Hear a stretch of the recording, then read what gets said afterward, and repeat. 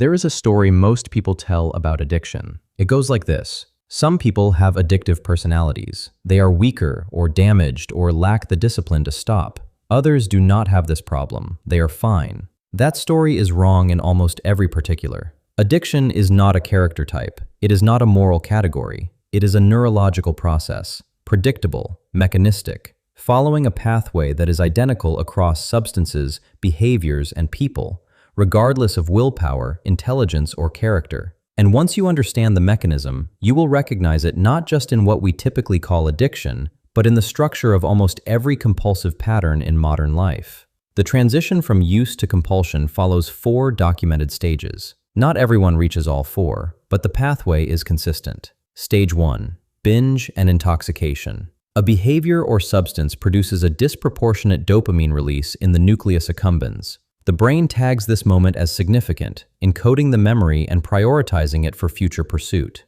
Stage 2. Withdrawal and negative affect. Repeated exposure lowers the dopamine baseline through neuroadaptation. In the beginning, you used because it felt good. Now you use because not using feels bad. This is the homeostatic correction your brain makes to repeated disproportionate input. Stage 3. Preoccupation and anticipation. Cues associated with the behavior begin triggering craving automatically. The behavior shifts from deliberate choice toward habitual, cue-driven action. Stage 4. Structural neuroadaptation. With sustained compulsive use, the brain can undergo measurable changes in regions involved in decision-making, impulse control, and reward processing.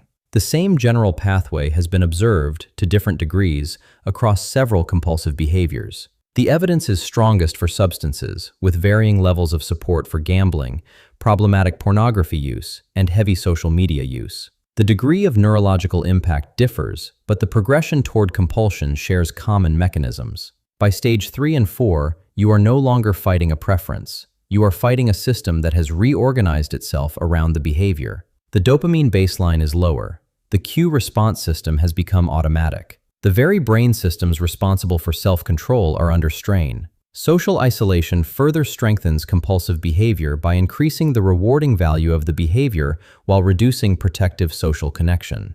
If addiction is a predictable neurological process rather than a character defect, then environments matter enormously. Modern environments are filled with engineered rewards, constant cues, overstimulation, and social isolation. Whether intentional or not, these conditions make compulsive behaviors more likely. If something has a hold on you that you do not fully understand, you are not defective. You are a nervous system responding to powerful inputs in predictable ways. Recovery reverses the same pathway.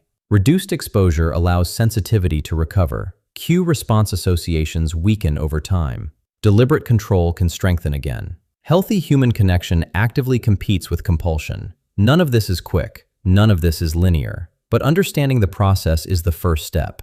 Not a weakness, a process.